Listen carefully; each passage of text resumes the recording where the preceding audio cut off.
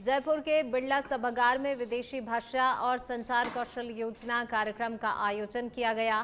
कार्यक्रम में मुख्यमंत्री भजनलाल शर्मा, केंद्रीय शिक्षा मंत्री धर्मेंद्र प्रधान, केंद्रीय राज्य मंत्री जयंत सिंह मौजूद रहे। वहीं कार्यक्रम को संबोधित करते हुए मुख्यमंत्री ने कहा कि आज के समय में विदेशी भाषा सीखना वैकल्पिक नहीं बल्कि अनिवार्य हो गया है। उन्होंने कहा कि प्रदेश के युवाओं के लिए विदेशी भाषाएं रोजगार के नए अवसर खोलेंगी और इससे वैश्विक स्तर पर प्रतिस्पर्धा आसान होगी। तो वहीं कार्यक्रम में उच्च तकनीकी शिक्षा विभाग और इंग्लिश एवं फॉरेन लैंग्वेज यूनिवर्सिटी के बीच MOU पर हस्ताक्षर भी हुए। मुख्यमंत्री ने डबल इंजन सरकार की उपलब्धियों का उल्लेख करते हुए कहा कि सरकार युवाओं के सपनों को पूरा करने के लिए प्रतिबद्ध है और पेपर लीक जैसी समस्याओं पर सख्ती से अंकुश लगाया गया है। उन्होंने युवाओं से विदेशी भाषाएं सीखकर वैश्विक अवसरों का लाभ उठाने की अपील की है। क्योंकि जब राइजिंग राजस्थान हम कर रहे थे तो मेरे को कई देशों में जाने का मौका मिला था। मैंने कई देशों की यात्रा की थी। उसमें जो हमारे उद्योगपति थे, निवेशक थे, उनको आमंत्रित करने के लिए मैं कोरिया भी गया, जापान भी गया, कई देशों में मेरे को जाने का अवसर मिला। लेकिन वहां मेरे से डिमांड होती थी कि हमें युवा चाहिए, और उनकी डिमांड ये होती थी कि हमें आपके युवा दीजिए, स्किल वाले युवा दीजिए, शिक्षा वाले भी दीजिए, नर्सिंग वाले भी दीजिए। तो मेरे मन में एक बात रहती थी, क्योंकि जब मैं जापान के अंदर गया तो उन्होंने मेरे से कहा कि हमें हर साल कम से कम 5,000 हमें नर्स चाहिए। मैंने उनसे कहा था कि 5,000 नहीं, मैं 10,000 दूंगा। मैं अकेली बहन को नहीं भेजूंगा, उनके साथ वो दोनों आएंगे, मेरा भाई भी आएगा और मेरी बहन भी आएगी। और इसके लिए मैंने उनसे कहा था कि स्किल में भी आपको चाहिए तो उसमें हम भेज सकते हैं, अगर भाई आएगा तो उसके साथ बहन भी आएगी। और ये MOU भी उनके साथ हुआ कि लगातार 5 साल तक, 7 साल तक हम उनको कम से कम कितना रख सकते हैं। क्योंकि मैं राजस्थान की स्थिति को जानता हूं, हमारे युवा भाई बहनों की जानता हूं। अगर वो अपना पूरा वीजा बनवा करके वहां जाएंगे, पैसा खर्च होगा और साल में 6 महीने में आपने उनको कह दिया कि आप जाइए, तो फिर मेरे युवा का क्या होगा? मेरा आर्थिक रूप से किसी से लेकर के जाएगा, पैसा लगाएगा, तो वो ठीक नहीं है। तो उन्होंने कहा लैंग्वेज की बात आएगी, तो उस दिन मेरे मन में ये बात आई थी, क्यों ना हम उनको यहीं लैंग्वेज सिखाएं, और वो जो ले जाने वाले हैं वो यहीं अपनी ट्रेनिंग कराएं, यहीं उनका परिणाम निकालें, और उसके बाद मेरे राजस्थान के भाई बहनों को अपने देश में ले जाएं, और वो अपने उसी से ले जाएंगे, अपने भाड़े से, अपने किराए से ही। जहां नेचर की दिक्कत रहती है, अपने आप में लोग उसकी उपाय निकाल लेते हैं। मैं एक बार भजनलाल जी और हम लोग के बाद थे जैसलमेर में, वो पंचपदरा के पास वाला जिला क्या था? बाड़मेर जिले में। उसके आगे वाला जिला क्या है? नहीं, बाड़मेर में था, सर्किट हाउस में रहा। तो मेरे को रात को सर्किट हाउस में लाके, साहब क्या नाश्ता करोगे सुबह? मैंने जो बनेगा नाश्ता करा देना। बोले सर रेवड़ी बना दें क्या? तो मैं घबराया, यार मैं तो कहा है कि जो चाहो बना दो, लेकिन रेवड़ी यानी सुबह सुबह ये दूध वाला चीज कैसे खाया जाएगा? मीठा कैसे खाया जाएगा? राबड़ी। तो सुबह मेरे को लस्सी लेके आया, तो मैंने पूछा रेवड़ी कहां गया? फिर तुम तो लस्सी लेके आ रहे हो। मैंने कहा यार बहुत गर्मी होती है, आप इसी को खाओ, इसी को सेवन करो। मैं सब इसीलिए कह रहा हूं, Rajasthan itself A innovative state, it's a skill state, it's a beautiful state. मात्र भाषाएं कितनी जरूरी होती हैं कि आप अपने माँ के कोख में जो शिशु बच्चा है जो पल रहा है उसको पोषण मिलता है माँ की आवाज को सुनते हुए, जो अपने बोली में अपनी भाषा का प्रयोग करते हैं। और शुरुआती तौर पे शिक्षा के बुनियाद में, शिक्षण पद्धति में जितना ज्यादा हम लंबे अवसर तक सिर्फ एक्सपोजर नहीं, शिक्षा के माध्यम को उन स्थानीय भाषाओं को बल देंगे, मजबूती देंगे, तो हमारे लर्निंग आउटकम्स पे सीधा एक प्रभाव पड़ता है। भाषा किसी को रोकती नहीं है, भाषा तो विचार को पर देती है। हमारा गौरवशाली अतीत हमें। राजस्थान में आज से जनगणना के प्रथम चरण हाउस लिस्टिंग प्रक्रिया की शुरुआत हो गई है। मुख्यमंत्री भजनलाल शर्मा ने प्रदेशवासियों से सक्रिय भागीदारी की अपील की है। मुख्यमंत्री ने स्वयं डिजिटल माध्यम से अपना स्वयं गणना प्रपत्र भरकर नागरिक सहभागिता का संदेश दिया। उन्होंने कहा कि जनगणना केवल आंकड़ों का संग्रह नहीं बल्कि विकास योजनाओं की मजबूत आधारशिला है, जिससे प्रदेश और देश के भविष्य की दिशा तय होती है। सीएम ने सभी नागरिकों से जिम्मेदार भूमिका निभाते हुए स्वगणना प्रक्रिया को सफल बनाने का आग्रह किया है, ताकि सटीक जानकारी के आधार पर बेहतर नीतियां और जनकल्याणकारी योजनाएं तैयार की जा सके। ये पहल डिजिटल इंडिया और सहभागी शासन की दिशा में महत्वपूर्ण कदम मानी जा रही है। मैंने जनगणना 2027 के लिए स्वयं गणना सफलतापूर्वक पूरी कर ली है, जो डिजिटल और विकसित भारत 2047 की और एक अहम कदम है। राज्य के प्रत्येक निवासी से इस महाअभियान में सक्रिय रूप से जुड़ने का आह्वान करता हूं कि इस राष्ट्रीय कार्य में अपना पूर्ण सहयोग देकर के इसको सफल। माउंट आबू के अजय उर्फ अज्जू हत्याकांड को लेकर राजनीतिक हलचल अब तेज हो गई है। डूंगरपुर बांसवाड़ा सांसद राजकुमार रॉय शुक्रवार को माउंट आबू पहुंचे और मामले पर नगरपालिका और स्वायत्त शासन विभाग की निष्क्रियता पर नाराजगी जताई है। उन्होंने पीड़ित परिवार से मुलाकात कर न्याय का भरोसा दिया और दोषियों पर सख्त कार्रवाई का आश्वासन दिया। सांसद ने कहा कि मामले में नगरपालिका कर्मियों की भूमिका और अवैध निर्माणों की जांच उच्च स्तर पर उठाई जाएगी। वहीं भील समाज ने निष्पक्ष जांच और फरार आरोपियों की गिरफ्तारी की मांग को लेकर ज्ञापन सौंपा।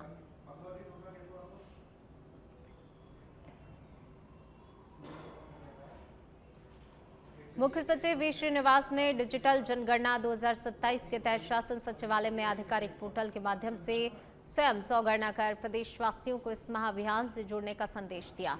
उन्होंने कहा कि 1 मई से लेकर 15 मई तक नागरिक बेहद सरल ऑनलाइन प्रक्रिया के जरिए मात्र 2 मिनट में 32 प्रश्नों के उत्तर देकर अपनी जनगणना पूरी कर सकते हैं। मुख्य सचिव ने इसे डिजिटल सशक्तिकरण और विकसित भारत 2027 की दिशा में महत्वपूर्ण कदम बताया है। उन्होंने कहा कि तकनीक आधारित ये प्रणाली पारदर्शिता बढ़ाएगी, समय बचाएगी और अधिक सटीक आंकड़े भी उपलब्ध कराएगी। इसके साथ ही राज्य और जिला स्तर पर स्वगणना के लक्ष्य तय कर अभियान को जन भागीदारी से सफल बनाने के निर्देश भी दिए गए हैं।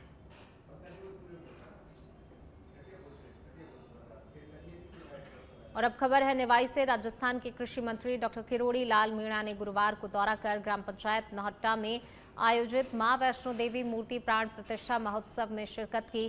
कार्यक्रम में मंदिर प्रशासन की साध्वी नाथीबाई, श्री राम महाराज अघोरी और संयोजक दशरथ सिंह ने उनका पारंपरिक तरीके से स्वागत किया। इसके बाद मंत्री किरोड़ी लाल मीणा मां भद्रकाली मंदिर पहुंचे और माता रानी के दर्शन कर प्रदेश में सुख समृद्धि की कामना की।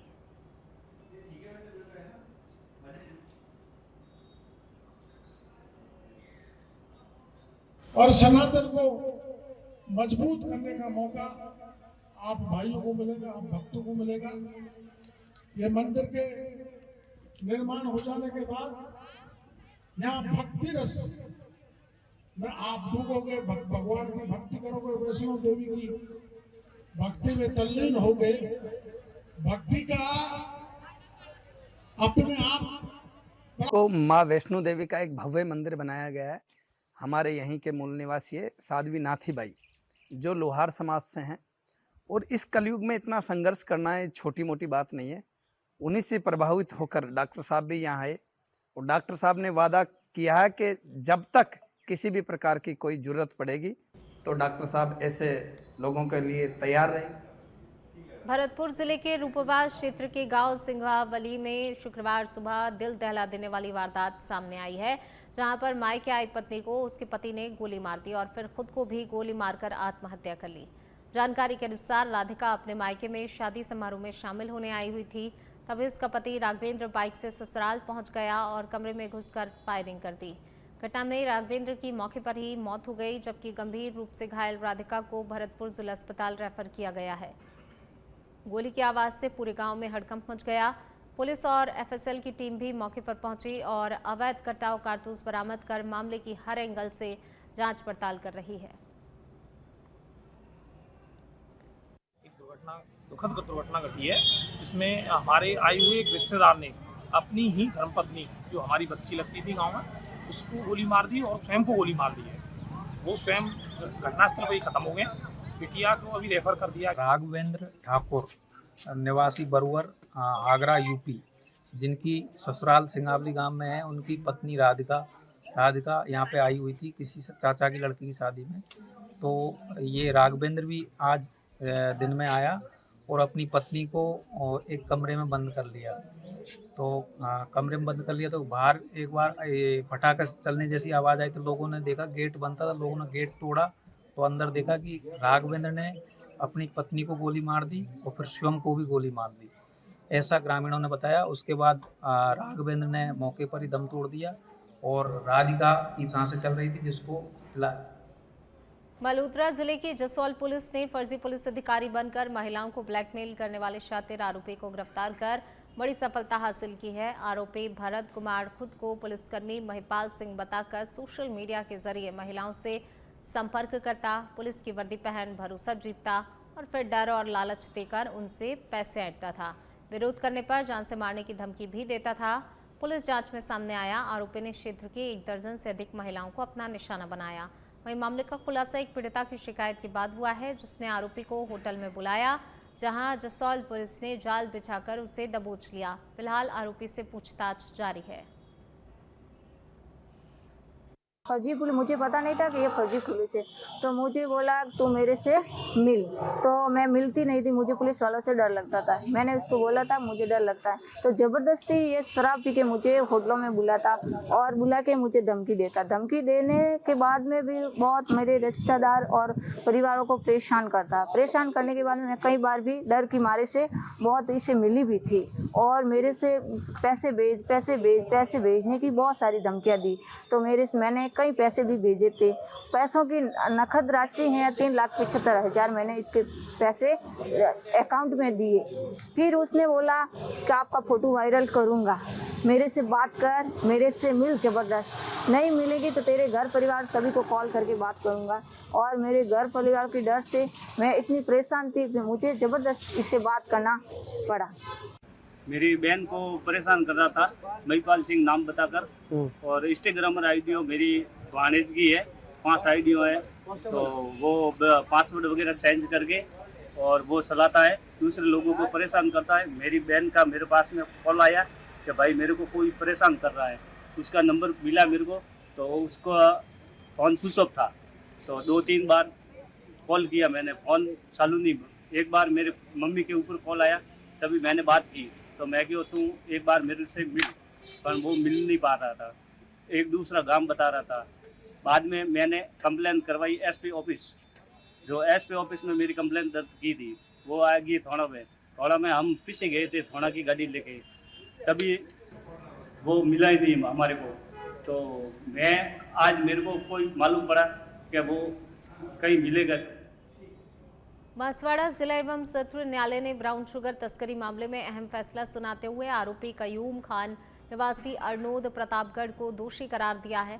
न्यायाधीश राम सुरेश प्रसाद ने आरोपी को 5 वर्ष के कठोर कारावास और 50,000 रुपये जुर्माने की सजा सुनाई है। मामला वर्ष 2021 का है, जब पुलिस ने आरोपी के खिलाफ ब्राउन शुगर तस्करी का प्रकरण दर्ज किया था। सुनवाई के दौरान अभियोजन पक्ष ने गवाहों और मजबूत साक्ष्यों के आधार पर प्रभावी पैरवी की। लोक अभियोजक योगेश सोमपुरा की दलीलों के बाद कोर्ट ने आरोपी को दोषी मानते हुए ये सजा सुनाई है। फैसले को नशे के खिलाफ सख्त कार्रवाई माना जा रहा है। आज जिला एवं सत्र न्यायाधीश श्री राम सुरेश जी प्रसाद ने ब्राउन शुगर तस्करी के मामले में कय्यूम खान पिता आजम खान निवासी कोठड़ी जिला प्रतापगढ़ को 5 साल का कठोर कारावास व 50,000 रुपये जुर्माने की सज़ा सुनाई। मामला वर्ष 2021 का है। कोतवाली थाना पुलिस द्वारा नाकाबंदी के दौरान एक व्यक्ति जो एक बाइक पर अवैध ब्राउन शुगर लेकर हुआ भागता हुआ पकड़ा गया था, जिस पर उसकी तलाशी के दौरान उसके पास 25 ग्राम ब्राउन शुगर बरामद की गई और उसके पास जो मोटरसाइकिल मिली वह भी फर्जी गलत तरीके से नंबरों को गढ़ तोड़ करके बनाई गई थी, जिस पर न्यायालय ने आरोपी कय्यूम खान को 5 वर्ष का कठोर कारावास और 50,000 जुर्माने की सज़ा सुनाई। अभियोजन पक्ष की ओर से सीकर जिले के खाटू श्याम जी धाम में गेस्ट हाउस संचालकों के बीच विवाद के बाद मारपीट और तोड़फोड़ की घटना सामने आई है। जानकारी के अनुसार श्री कृष्णम गेस्ट हाउस के कर्मचारी के साथ दूसरे गेस्ट हाउस के संचालकों ने मारपीट की और गेस्ट हाउस में जमकर तोड़फोड़ की गई। वहीं घटना के बाद क्षेत्र में तनाव का माहौल बन गया। पीड़ित पक्ष ने थाने में नामजद रिपोर्ट दर्ज करवाई है। पुलिस ने मामला दर्ज कर जांच शुरू कर दी है और घटना से जुड़े हुए तथ्यों की पड़ताल भी की जा रही है।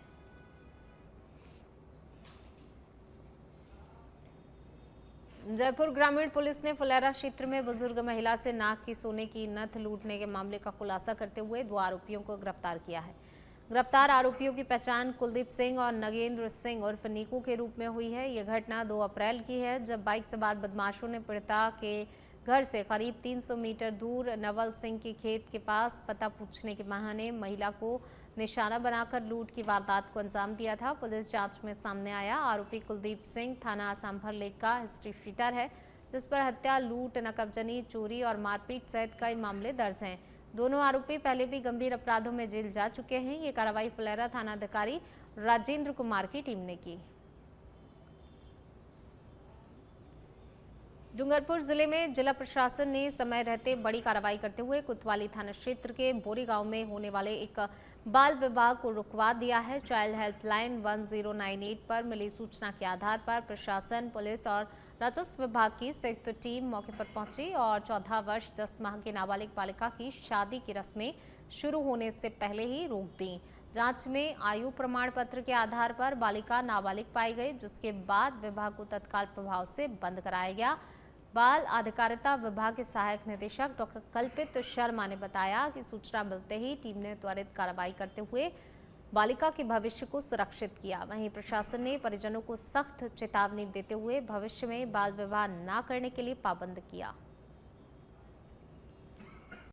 बाल अधिकारिता विभाग द्वारा संचालित चाइल्ड हेल्पलाइन को सूचना मिली कि कोतवाली थाना क्षेत्र डूंगरपुर के बोरी गांव में एक बाल विवाह का आयोजन किया जा रहा है। जैसे ही ये सूचना मिली तो चाइल्ड हेल्पलाइन के समन्वयक और टीम, सृष्टि सेवा समिति, स्थानीय पुलिस प्रशासन और स्थानीय रेवेन्यू प्रशासन वहां पर पहुंचा और मौके पर पहुंचकर उनको पता चला, जब उन्होंने जांच करी, कि वास्तव में वो बालिका 14 वर्ष और 10 माह की ही है, अतः वहां बाल विवाह आयोजित किया जा रहा है। तो तत्काल प्रभाव से उस आयोजन को रुकवाया गया, परिवार को पाबंद किया गया कि इस। और अब खबर है बांसवाड़ा से, जहां जिले में भीषण गर्मी और 40 डिग्री तक पहुंचते तापमान के बीच लू ताप के मरीजों की संख्या भी लगातार बढ़ रही है। ऐसे हालात में महात्मा गांधी जिला अस्पताल ने मरीजों को राहत देने के लिए विशेष कोल्ड वॉर रूम तैयार किया है। इस वार्ड में 24 बेड की व्यवस्था की गई है, जहां एसी, कूलर और पंखों की मदद से पूरा वातावरण ठंडा रखा जा रहा है। लू से प्रभावित मरीजों के उपचार के लिए आइस पैक, ORS, जरूरी दवाइयां, प्रशिक्षित मेडिकल स्टाफ की विशेष तैनाती की गई है। अस्पताल प्रशासन का कहना है, बढ़ती गर्मी को देखते हुए ये सुविधा तुरंत राहत और बेहतर उपचार देने के उद्देश्य से शुरू की गई है। इस नवाचार का निरीक्षण जयपुर से आए मेडिकल प्रभारी सीताराम स्वामी ने भी किया। ये पहल गर्मी के इस प्रकोप में मरीजों के लिए एक बड़ी राहत साबित हो रही है। इन दिनों राजस्थान के अंदर में तापमान हाई पारे पे चल रहा है। कहीं 40 डिग्री, कहीं 45 डिग्री, कहीं 41 डिग्री, लगातार लू के लथे पे चल रहे हैं और उसी की बचाव को लेकर राजस्थान की सरकार ने अब नवाचार किया है। और ये नवाचार का पूरा जो दृश्य है वो बांसवाड़ा के जिला अस्पताल के अंदर में देखने को मिला है। यहाँ पर लू ताप तो जितने भी मरीज आते हैं उनके लिए एक स्पेशल यहाँ पर एक वार रूम जिसे कहा जा सकता है वो यहाँ पर बनाया गया है। जिन लोगों को लू लग जाती है उनके लिए यहाँ पर स्पेशल किट का यहाँ पर है वो लगाया गया है। यहाँ पर जितने भी जो मरीज आएंगे उनको देखने के लिए इसके अंदर में लू से कैसे बचा जाता है, क्या उपयोग किया जाता है, और यहाँ पर जो मरीज आते हैं उनके लिए यहाँ पर ओरस का पानी भी यहाँ पर है, उसकी भी व्यवस्था की गई है। तो यहाँ पर जिला अस्पताल के तमाम जो पूरी टीम है इसी वार्ड के अंदर में जो लू से लगे हुए जो मरीज आते हैं उनकी यहाँ पर देखरेख को लेकर यहाँ पर एक पूरा वार्ड यहाँ पर तैयार किया गया। हमारे साथ के अंदर में पीएमओ साहब है, उनसे बात करते हैं। साहब, क्या व्यवस्था इसके अंदर में की गई है लू को बचाने को लेकर? बहुत ज़्यादा तेज बुखार के जो मरीज आएंगे जिसको लू लगी है उसके लिए हमने आइस पैक्स की सुविधा यहाँ पर रखी हुई है। जमे हुए बर्फ़ के पैक होते हैं ताकि उसका तुरंत जो है उसको उपचार दिया जाए और उसके शरीर का तापमान कम हो जाए। तो कुल मिला के ये हमने पूरी व्यवस्था कर रखी है और डेडिकेटेड वार्ड है, इसमें 24 घंटे हमारा स्टाफ तैनात है और कुल मिला के जो है ये लोग तापगाह के मरीज हैं उनके लिए बहुत अच्छी व्यवस्था हुई है। कितना स्टाफ यहाँ पर तैनात रहेगा? यहाँ राउंड द क्लॉक एक सीनियर मेडिकल ऑफिसर है, वह तो सीनियर नर्सिंग ऑफिसर हमेशा तैनात रहेगा और इसके अलावा हमने यहाँ के लू तापगाह वार्ड के लिए एक नोडल मेडिकल ऑफिसर भी तैनात कर दिए हैं। और इसके अलावा जो है यहाँ पे स्पेशलिस्ट जो है उनका भी राउंड होगा वार्ड में। जब भी मरीज यहाँ भर्ती होंगे उसको देख के जाएंगे और उनका त्वरित उपचार किया जाएगा। तो ये थे मेरे साथ के अंदर में बांसवाड़ा के जिला अस्पताल के पीएमओ और ये जो पूरी तमाम टीम है इस वार्ड के अंदर में यहाँ पर स्टाफ को भी लगाया गया है। 24 घंटा यहाँ पर स्टाफ ड्यूटी देगा। जिन लोगों को लू लग जाती है उनके लिए बचाव के लिए यहाँ पर तमाम प्रकार के जो संसाधन है वो यहाँ पर मौजूद है। बाहर भले ही 40-41 डिग्री होगी लेकिन जब अंदर आपको आएंगे तो 16, 17, 18 यानी 20 डिग्री तक का जो अनुभव है वो आपको यहाँ पर प्राप्त होगा। यहाँ पर साफ सुथरे तमाम यहाँ पर 22 से 24 यहाँ पर जो बेड है उनको लगाया गया है। चारों तरफ एसी, पंखा, कूलर लगा दिए गए हैं ताकि जिन लोगों को गर्मी लगती है उनको बचाव को लेकर ये जो स्ट्रॉन्ग रूम तैयार किया गया है पूरी तरह से ये एक तरीके से साफ सुथरा वार्ड है और यहाँ पर आने वाले मरीजों की यहाँ पर पूरी तरीके से देख रेख की जाएगी और उनको लू के बचाव को लेकर जो उपाय है वो यहाँ पर किए जाएंगे। कैमरा पर्सन धनराज के साथ सच में धड़क के लिए किशन सेन, बांसवाड़ा। और अब बात करेंगे फलौदी की, जहां राजस्थान राज्य भारत स्काउट गाइड जिला मुख्यालय के तत्वाधान में scout unit leader basic course शिविर का शुभारंभ किया गया। ये 7 दिवसीय प्रशिक्षण शिविर 27 अप्रैल 2026 से लेकर 3 मई तक आयोजित किया जा रहा है, जो जिले के गठन के बाद पहली बार हो रहा है। नागौर रोड स्थित बिश्नोई छात्रावास में आयोजित शिविर में आओ घंटियाली, बापड़ी, लोहावाट, फलौदी, बाप और देचू ब्लॉक के कुल 115 शिक्षक भाग ले रहे हैं।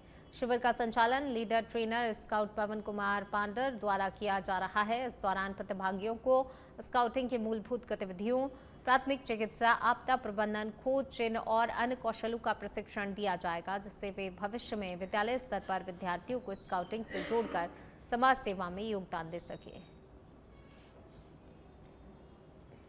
स्काउट और गाइड एक अपने आप में समर्पित संगठन जिसका उद्देश्य सेवा, सहयोग, समर्पण तथा हर समय अपने आप को सेवा के लिए तत्पर और तैयार रखना।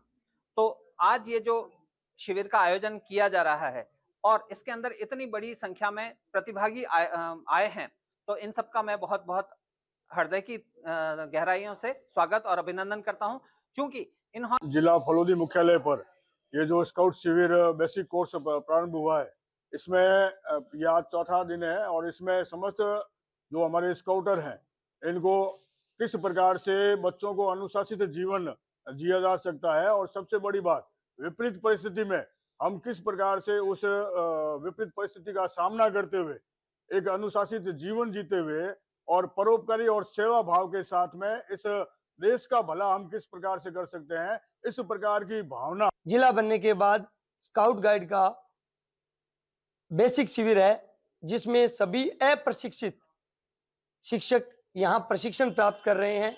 कुल 112 की संख्या में फलौदी जिले के समस्त ब्लॉकों से यहां शिविर प्रारंभ हो चुका है और शिविर 27 तारीख से स्टार्ट हुआ था और 3 मई को यह शिविर का समापन होगा।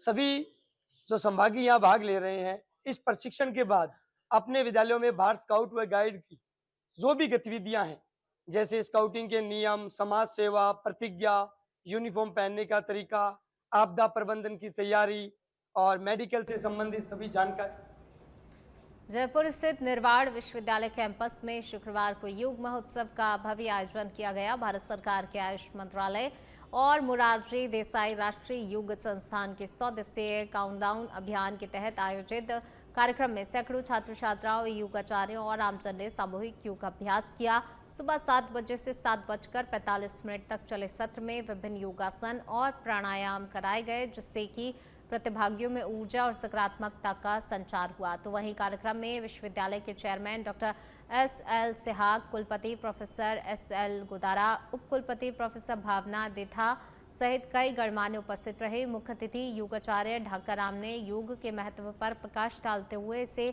स्वस्थ जीवन और मानसिक शांति का आधार बताया। आयोजन में विभिन्न विद्यालयों के विद्यार्थियों, योग संस्थाओं और मीडिया प्रतिनिधियों की सक्रिय भागीदारी रही, जिन्हें सम्मानित भी किया गया। प्रतापगढ़ में नशा तस्करी के खिलाफ बड़ी कार्रवाई करते हुए पुलिस ने आरोपी जमशेद शेख लाला की करीब 2.5 करोड़ रुपए की संपत्ति को फ्रीज कर दिया है। ये कार्रवाई NDPS एक्ट की धारा 68F के तहत की गई है। आरोपी पर नशा तस्करी से अर्जित अवैध संपत्ति के उपयोग का आरोप है और उसके खिलाफ पहले से ही 8 आपराधिक मामले भी दर्ज हैं। बताया गया कि आरोपी को पूर्व में मध्य प्रदेश में भी गिरफ्तार किया जा चुका है। पुलिस ने उसके देवल्दी स्थित आलिशान मकान को चिन्हित कर फ्रीजिंग की कार्रवाई की है। ये पूरी कार्रवाई ऑपरेशन त्रिनेत्र के तहत की गई है, जिसके जरिए अवैध कमाई पर लगातार शिकंजा कसा जा रहा है। जिला पुलिस अधीक्षक बी आदित्य के निर्देशन में और अरनौत थानाधिकारी शिवलाल मीणा के नेतृत्व में टीम ने इस कार्रवाई को अंजाम दिया। पुलिस का कहना है नशा तस्करों के खिलाफ अभियान आगे भी सख्ती से जारी रहेगा। प्रतापगढ़ पुलिस इन दिनों प्रॉपर्टी फ्रीज करवाने की कार्रवाई जोरों पर कर रही है। इसी के तहत आज अरनौत के थाना क्षेत्र के देवल्दी में आज एक प्रॉपर्टी फ्रीज का मामला आया है, जहां पर प्रॉपर्टी फ्रीज की जा रही है। इसी के तहत हम जिला पुलिस अधीक्षक बी आदित्य से जानेंगे क्या है सर पूरा मामला। जी, जमशेद सेठ लाला है, एक नशा तस्कर है जिसके खिलाफ 8 आपराधिक प्रकरण दर्ज है। ये कुछ टाइम पहले MP में गिरफ्तार हुआ था, तो इसका प्रॉपर्टी चिन्हित करके हमने 68F के तहत आज उसका आलिशान मकान जो बना हुआ है, जो अवैध तरीके से नशा तस्करी से कमाया है, उसको 68F के तहत फ्रीज करवाया है। इसकी कीमत करीब 2.5 करोड़ रुपए।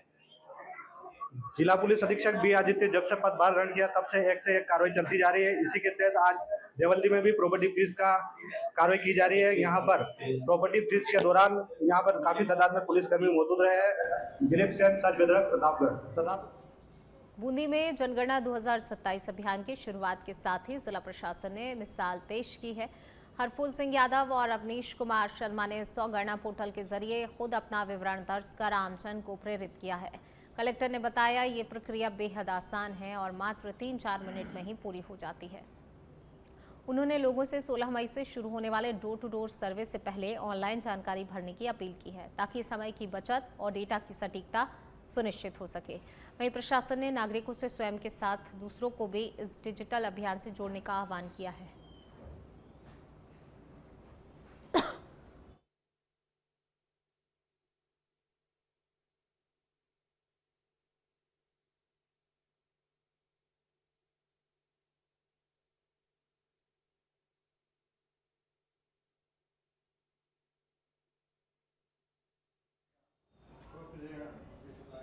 राजस्थान विधानसभा अध्यक्ष डॉक्टर वासुदेव देवनानी ने जनगणना 2027 के तहत स्वयं स्वगणना कर प्रदेशवासियों को सक्रिय भागीदारी का संदेश दिया है। उन्होंने कहा कि जनगणना केवल आंकड़ों का संग्रह नहीं है, बल्कि शिक्षा, स्वास्थ्य, रोजगार और विकास योजनाओं की मजबूत आधारशिला है। डॉक्टर देवनानी ने नागरिकों से अपील की है कि वे इस राष्ट्रीय अभियान को राष्ट्र निर्माण का दायित्व मानते हुए सही और पूर्ण जानकारी उपलब्ध कराएं। उन्होंने कहा कि सटीक जनगणना से ही सरकार जनहितकारी योजनाओं को प्रभावी रूप से लागू कर सकती है। जनगणना 2027 के प्रथम चरण के शुभारंभ के साथ ही उन्होंने विश्वास जताया है कि राजस्थान की जनता बढ़ चढ़कर भाग लेकर अभियान को सफल बनाएगी।